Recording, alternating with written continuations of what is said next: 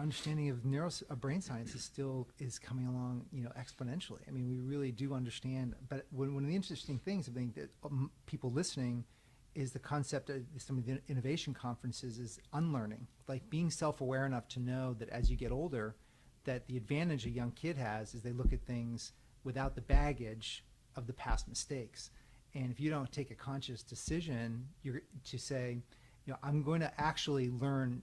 I don't actually have the safety net to not actually ask why. How can we do this? You got to be able to.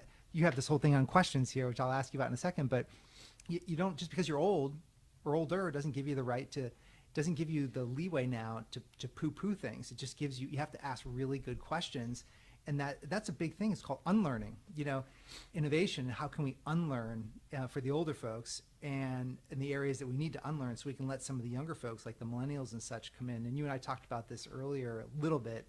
What do you think? What do you think of the youngsters? Like, how has your role as a leader changed with the youngsters as you look around? And there's a lot of good things, right? The millennials are taking a beating right now, right?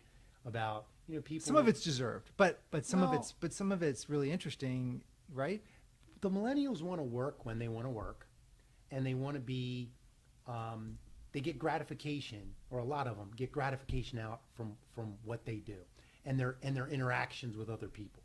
So the things I'm learning from them are anytime, anywhere, access to anything, right? Sure. It's at the speed of light, and it's not just your work; it's your personal. So there's this mix, right? So just because there's no butt in the seat doesn't mean there's not work being done. So the thing that I've learned about the millennials is, they work when the feeling hits them, and being okay with that, right? Because if you're end goal focused and not focused on and a series of small steps, along the way, but you're not focused on the individual activities, you're focused on the goals.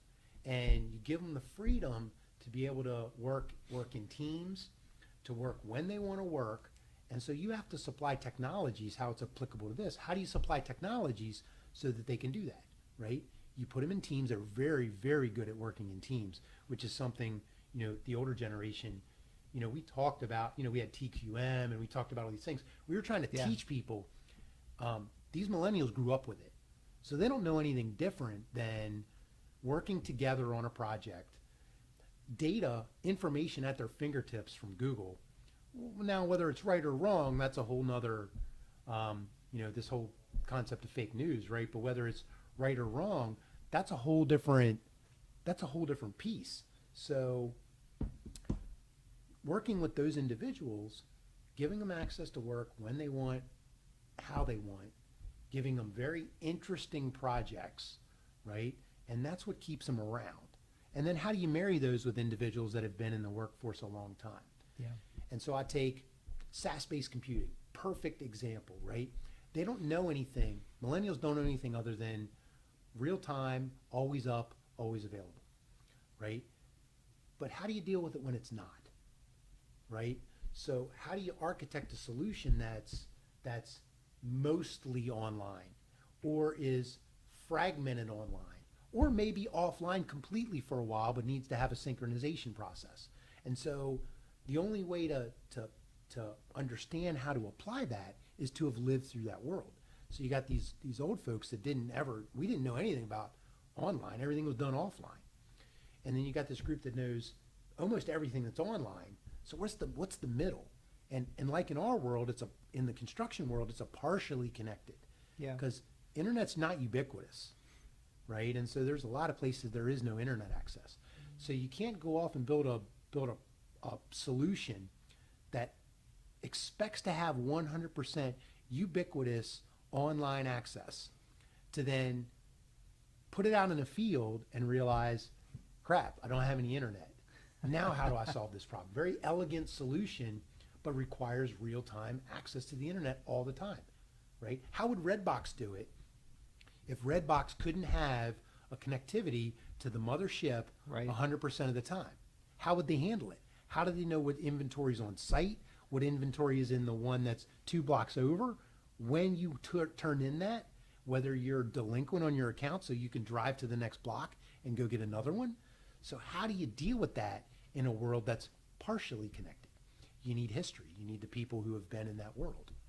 Yeah, and it's been really fun actually taking on some of the new, I call them new kids, but really the kind of the 20 to 35 crowd, because it's really interesting, the ability.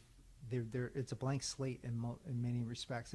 It's really open to what's being taught, and that's I find really refreshing, that perspective, and so I think it's all good. And I know there's a lot of I think there's a lot of, as you mentioned, shifts that that the older folks have to make for the younger folks coming in, but I'm not sure that's ever been any different.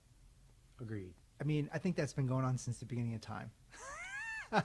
Maybe it's a bit more amplified now, but I really do think that it's been going on. I think just now, though, people, and this gets me completely aggravated in the innovation group, when I've got late 40 and 50-year-old guys that are basically planning their retirement. And they don't say it, but they're basically planning their exit. I'm like, are you kidding me? You're planning your exit? I said, the big country can't even support 65-year-olds, much less, I said, you need to plan you as a leader, into your 85, and then how can you be juiced and pumped up to be doing this forever? And then what's your role? If you're not as passionate about the technology, what are you passionate about and moving forward? Yeah, which piece of it? There's got to be one of those legs that you're passionate about, and you've got you have the years of experience that you can drive that into wherever it is that you want to go, or whatever it is you want to do next.